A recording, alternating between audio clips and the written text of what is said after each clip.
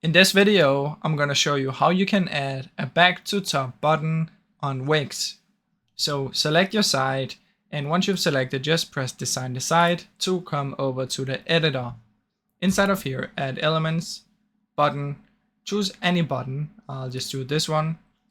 Right click on it, and then we want to pin to screen. I like having it in the bottom right. So now it's down here. And even if you move the screen, it will still be here. Then what we want to do is right click, link, top to bottom of page, select the top, done, right click, show on all pages, make sure this is on, so it will be shown on every single page.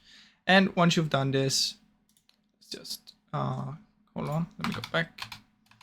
We want to have it on all the pages, so make sure this is on. And once you've activated this, what you can do is just preview and see if it works.